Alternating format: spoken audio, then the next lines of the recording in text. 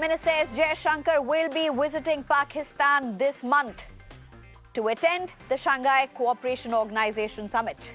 Being chaired by Pakistan this time, the invite was for Prime Minister Modi. The visit, which is not a bilateral visit, and that is important, it is not a bilateral visit, is also coming at a very crucial time, even as terror attack on the Indian soil, particularly Jammu and Kashmir, has been on the rise. And India-Pakistan ties have nosedived. In fact, if you are wondering why is Jaishankar leading the Indian delegation to SCO, here's a perspective. SCO is one of the multilateral forums where India and Pakistan have managed to work together, and primarily because the SCO Charter does not allow for member states to raise bilateral issues. Despite that, it was in May 2023, Pakistan Foreign Minister Bilawal Bhutto Zardari visited India to attend SCO meeting convened in Goa. First visit by a Pakistan Foreign Minister to India in 6 years, but remember, he made hugely problematic and objectionable false claims against India while on Indian soil with regard to terrorism, Kashmir and plebiscite.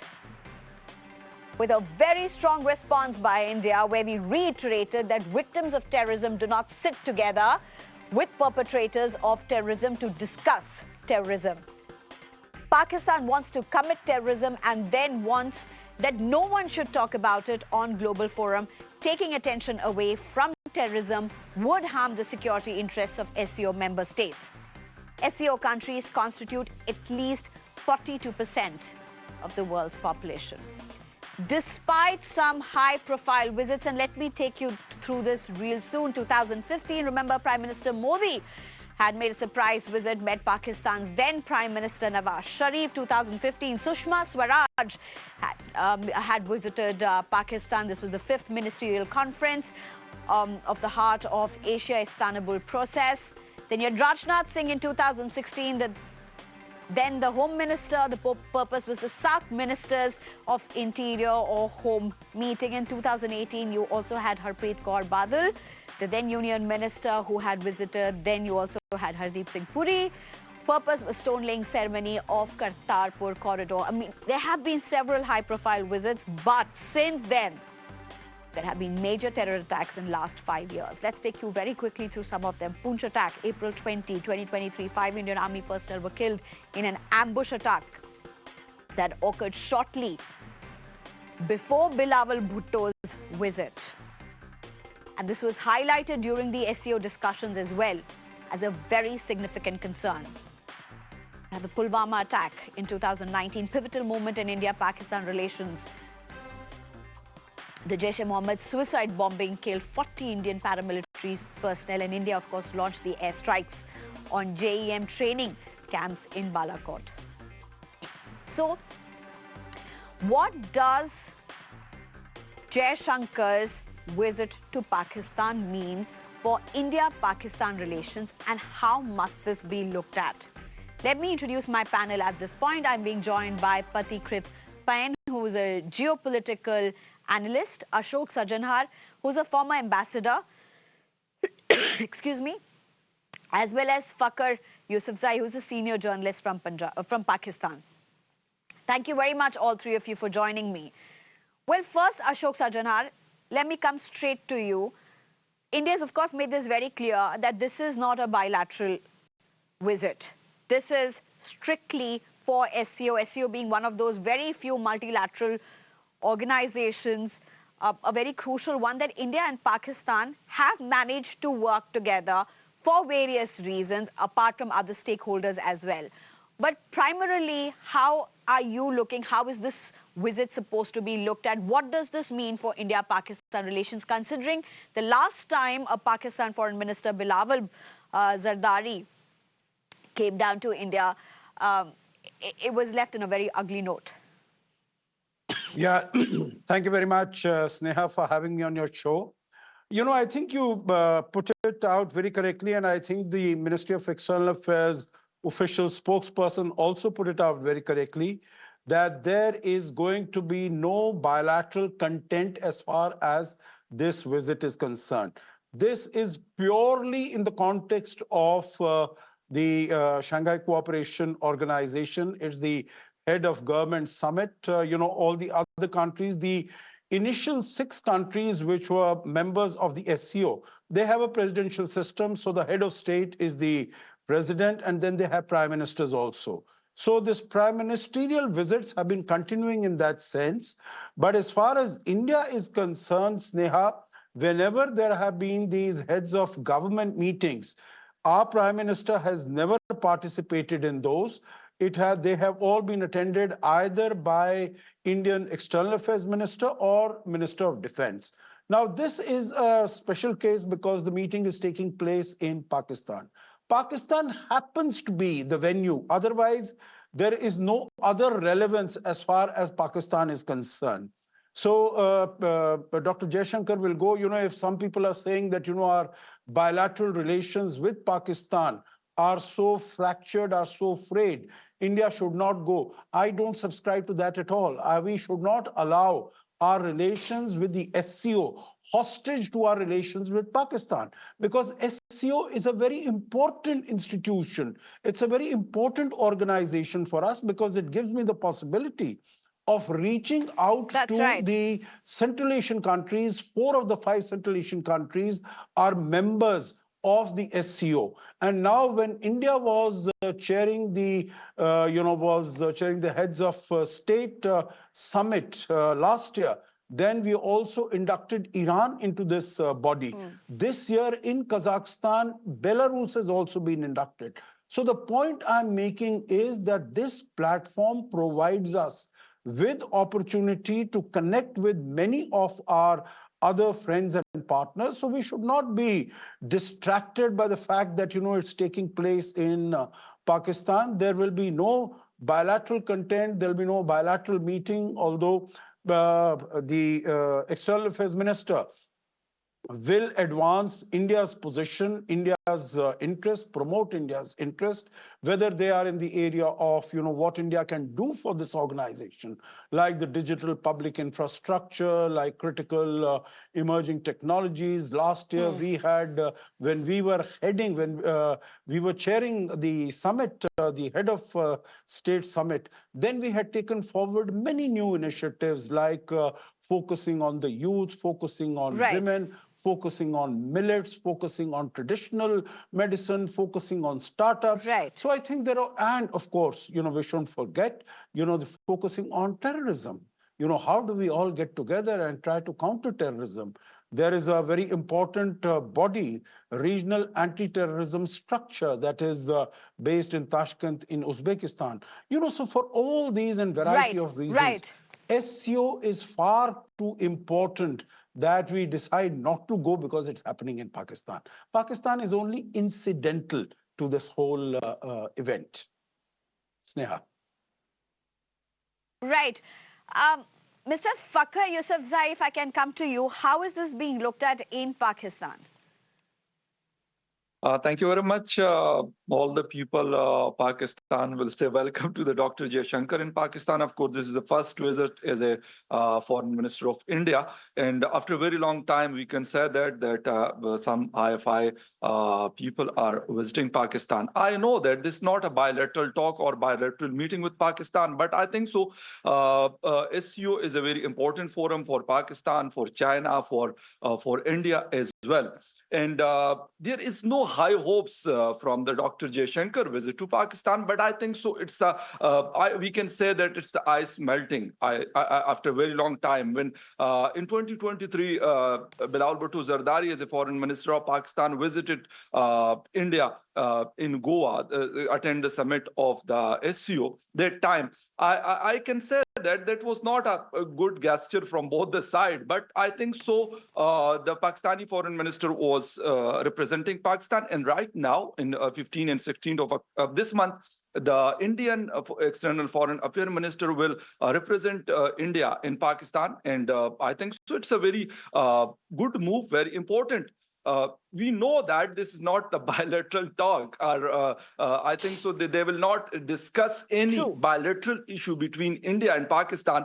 But instead of all these things, I think so it's very important if someone is visiting from Islamabad to New Delhi or from New Delhi to Islamabad. I think so. It's very important. Right. In fact, it's interesting, Fakhar Yousafzai, that you say that what happened in 2023 when Mr.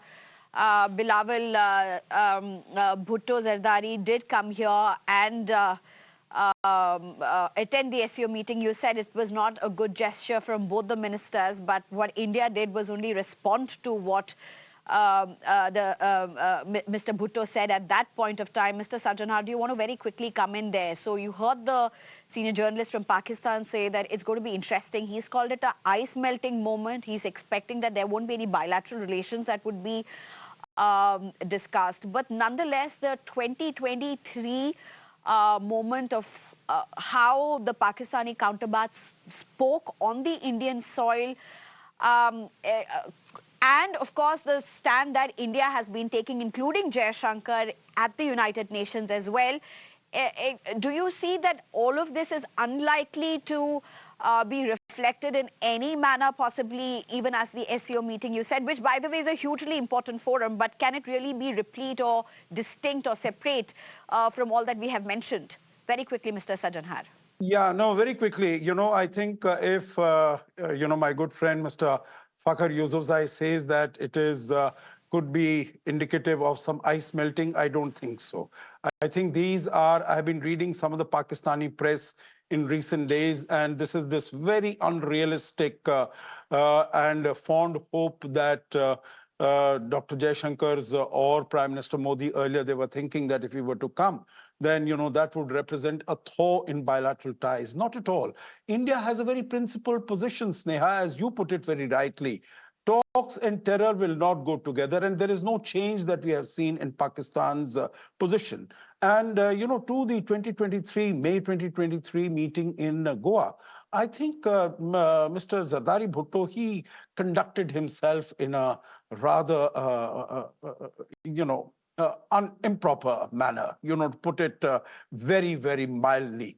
I think he was most on the Indian soil, the sort of interaction with the Indian media, with the Indian press.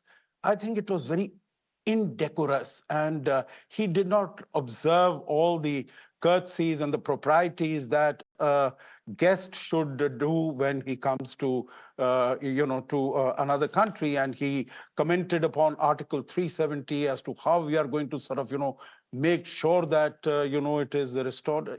These are not sort of things that a visiting head of the Foreign Office who will come. And I'm sure Dr. Jaishankar, when he goes to Islamabad, he is going to conduct himself very properly, in a very dignified manner.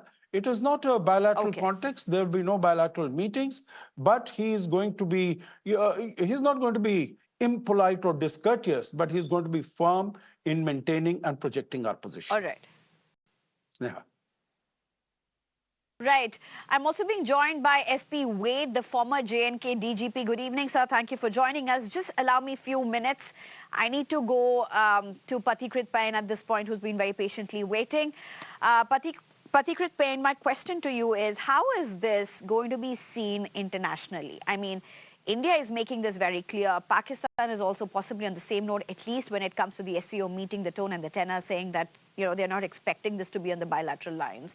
But with what's happening globally, there's wars, there's power play, there's political, geopolitical equations at stake. Of course, at SCA, you also have the, China, Pakistan, and India, Russia, and all of that angles as well. But how is this largely going to be seen internationally? Good evening. First and foremost, I look at the SCO summit as a precursor to the BRICS summit, which would happen later this month. You rightly mentioned, some of the members of SCO are involved in some of the most critical conflicts going on, which has the potential to, fundamentally alter the contours of geopolitics globally. And both the conflicts, be it the one between Russia and Ukraine or the one in Middle East, absolutely no one knows what trajectory these conflicts are going to take in the next 6 months. We might be looking at a global conflict, if not a world war. And therefore, a summit like this, where Iran is present, Russia is present, Belarus is present, it's very crucial for India to ensure that some of the things which impact bigger countries and the countries which can actually influence in some way to have peace, those things can be discussed. It is important also for the fact that India has consistently asked for reforms in multilateral institutions like United Nations. Now, once the United Nations is absolutely reluctant in terms of changing, and it continues to be nothing but a loudmouth speaker of the West, you have alternate forums like SCO or the BRICS to talk about things which impact countries like us very critically. For example, let me give you one example. Something like SWIFT, which is used for international banking, has been weaponized by the West by putting in sanctions. Something like the reserve currency dollar, as dollar has been weaponized, they can sanction, they can freeze your foreign exchange reserve at any point of time if you use dollar as a reserve. So I look at it as a precursor to BRICS, because in the BRICS summit, many of these critical members will be present. Issues that will be discussed is an alternate to SWIFT. Issues that will be discussed is how do we deal with the changing geopolitics? How do we deal in a situation where conflicts will happen in a larger scale in, say, Eastern Europe and Middle East? And how does it impact whether it is China or India? That is why what the West looks at towards this forum doesn't matter. What these emerging economies and major economies look at it is more important. And as I stated rightly, BRICS summit coming later this month is all the more relevant. And also, if you do not go in a forum like this just because it happens in Pakistan, then you are keeping a void. You're allowing organizations of countries like Pakistan to just say what they want to say, which we should not allow. Also, please understand, one of the key area on which SCO works is on countering money laundering and narcotics. These are the areas where India has been working extensively in the last few years, because these are very, very critical steps in terms of, containing, controlling terrorism, because terrorism does not work in the void.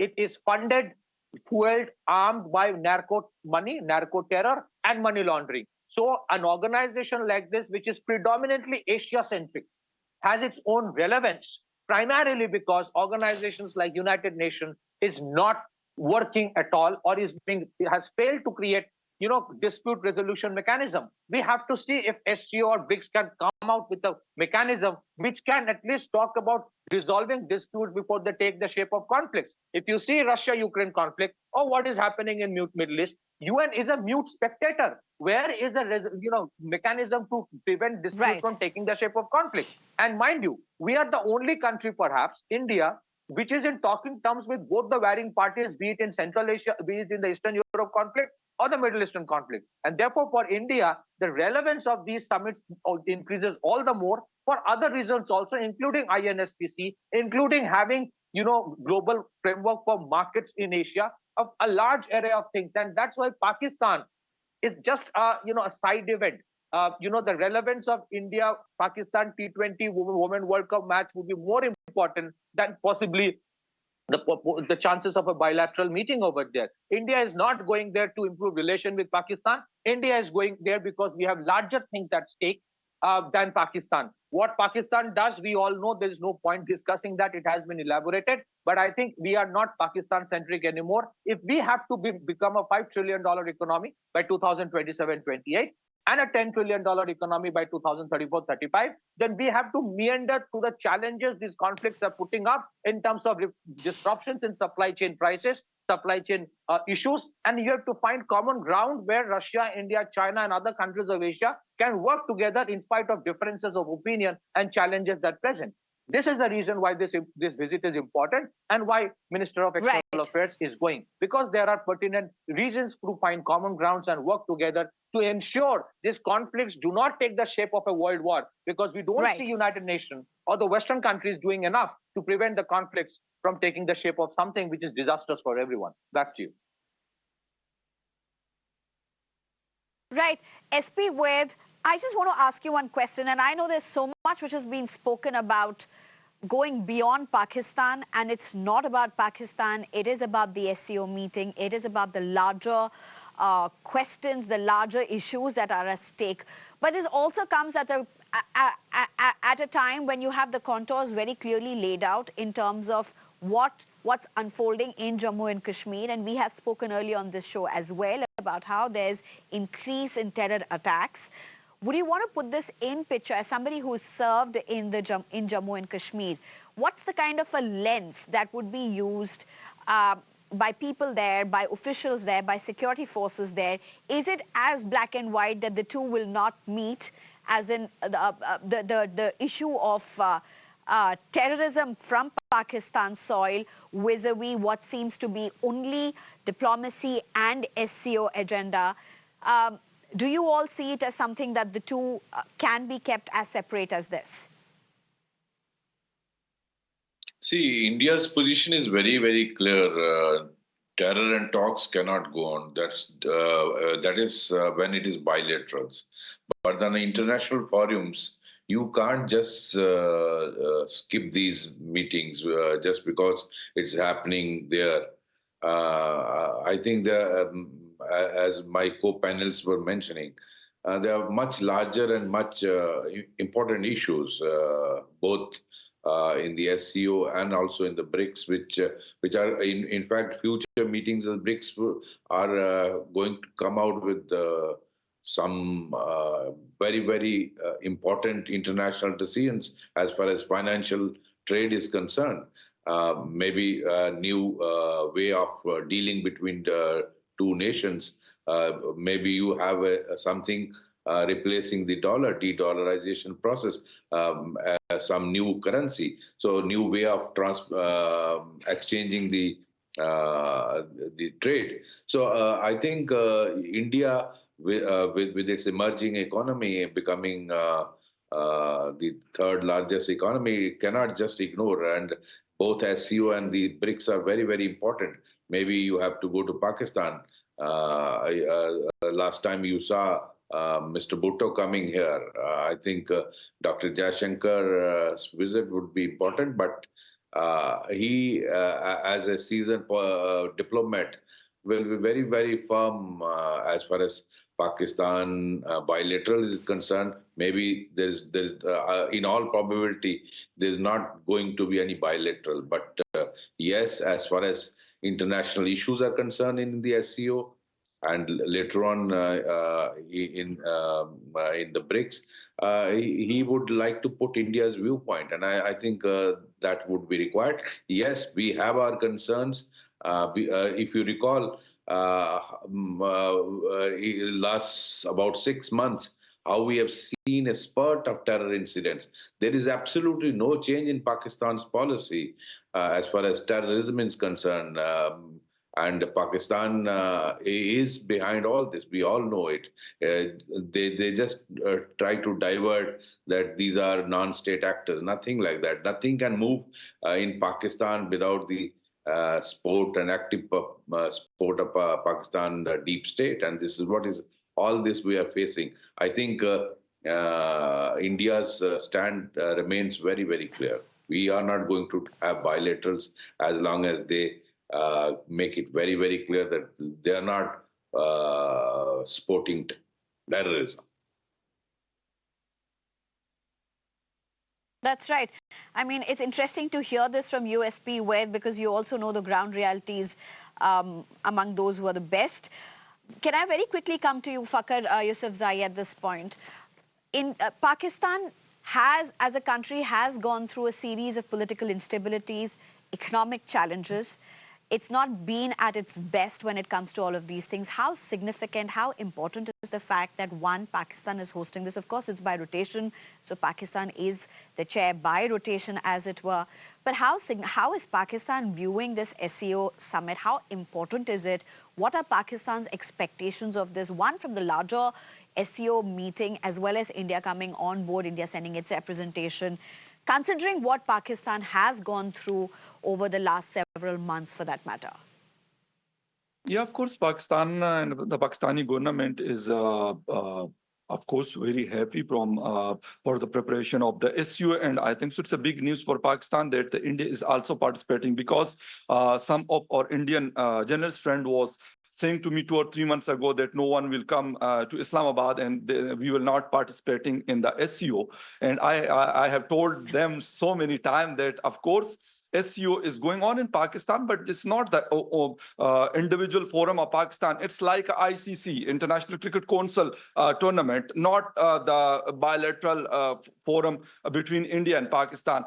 And I told them that someone will come from there. Might be possible Prime Minister will not come to Pakistan, but might be possible External Affairs Minister Dr. Jaishankar will come. This is very important right now in Pakistan, as you mentioned, that the political instabilities is going on. The economic crisis is Pakistan is going on from the economic crisis, as well as the security problem as well in the western border with Afghanistan. But I think so this time, if Pakistan is trying to host this summit, of course it's very important for Pakistan because the different countries adopt this state, and the other delegation will come here from China, from Russia, from Central Asia, from India. They will come here in Pakistan. Of course, it's I think so. It's a very positive for Pakistan. Of course, we know that we don't have any high hopes from India. As your participants are told that Pakistan is irrelevant. I think so. Pakistan is not irrelevant. If Pakistan is irrelevant, nobody will talk about the Pakistan in New Delhi or somewhere else. Of course, they are talking about the Pakistan. Pakistan is relevant. This is very clear. As well as the SU is concerned and the Dr. Jaishankar visit is concerned for Pakistan. Of course, he is our guest. He is coming here to participate in the SCO, and we will host them. We will host all the delegation from India, and we are happy from that. There is no other thing that we will talk to the Dr. Jaishankar or the bilateral talk between India and Pakistan will start it, and they will start the trade with each other. I don't think so. I'm not going for that, and nobody. All the parliamentarians today, I have met so many people in the parliament. They told me that we are not expecting any hope from the Dr. Jaishankar, but he's our guest and he's participating in SCO. Of course, this is a crucial time for Pakistan. If Pakistan hosting the SCO summit in Islamabad, of course, it's will be a good message from Islamabad for all over the world. Right. Fakhar Yousafzai, thank you for your perspective on this. Also, you know, a lot of talks, since you mentioned about Pakistan being relevant, I mean, a lot of concerns. Of course, Pakistan has been in the headlines also in India, and particularly with the increased terror attacks in Jammu and Kashmir as well. So that always has remained a concern. But Ashok, Sajjanhar, returning to SCO and this summit that's going to be happening, again, my question, and Patikrit Pain did touch upon this, we're possibly at a time when we are likely to see a global economic slowdown. There are already concerns about trade. Trade has seen a decline. There are also already concerns about oil as well. We don't know what direction Israel-Iran war is going to take place. That's not the only concern. There are several other aspects as well, wars that are happening, a generation that's never seen something like this, jobs, income, all of this at stake. And it's not just for one country, two country, or one region. This is so globally interconnected. And possibly India, as it goes ahead for this SCO meeting, is also making a very larger message. Yeah, Sneha, you're very right. You know, I think first to respond to that comment, I don't think one could say that Pakistan is irrelevant. What I had mentioned was that Pakistan is incidental. You know, Pakistan, it's not that, you know, Pakistan is being rewarded for something that, you know, it's done something, but, you know, it's by rotation, as you also said that it is coming there. You know, as far as this is concerned, SCO is concerned, I think its main focus, of course, meaning I've followed SCO for many, many years, and its main focus, as was mentioned by one of the other panelists also, has been basically to trade in the local currencies, because although the weaponization of the global financial instruments had not started at that time, but still it was felt that, you know, we need to come out of the control of the dollar, and we need to have much more of trading in our own currencies. So that by and large has been going, but the primary focus of the SCO, Sneha, has been on security, on stability, on peace. So I think these are the issues that are going to be taken up in right earnest, particularly since we see that, now Iran has also become a member since last year. So Iran is also going to be present. We don't know over the next 10 days That's what true. is going to be the situation as far as West Asia is concerned. And so, that is definitely an issue. The other is the issue of terrorism. That will be front and center as far as the discussions here are concerned. As far as economic issues are concerned, because there was some reference that was made to BRICS also by some of the panelists. So economic issues are going to come up majorly in the BRICS summit that takes place later this month in Kazan in Russia. But there, we'll not be having this discussion because Right. mercifully, Pakistan is not a member of BRICS, at least not till now. So, they will not be there in any way. But, that is the economic issues will be discussed Right. here.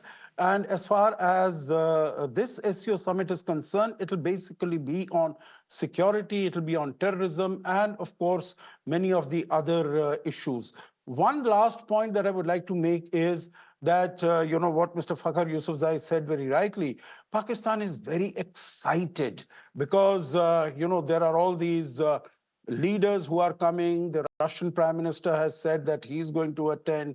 Other prime ministers, from China and others, they will be coming. And there are not too many world leaders that visit Pakistan these days. So I think it's a matter of, it is Right. for Pakistan to try and put their best foot forward. So I can see that there are very many elaborate arrangements that are being made to at least give a good impression as far as the guests are concerned. But we'll really have to wait and see as to, I'm told even the military has been invited to come to Islamabad to provide security there. So, there are those concerns also, of course. Sneha. Right. Right. I'm totally out of time. Patikrit Pain, Ashok Sajjanhar, Fakhar Yusufzai, as well as SP Ware, thank you very much for joining us. Of course, India-Pakistan relations are extremely tense. India has made its stand extremely clear about cross-border terrorism from Pakistan soil. But the SCO summit is a huge deal. And remember just this fact, 3/5 of the Eurasian continent and 42% of the world's population, that's literally what constitutes SCO. Thank you very much for joining us.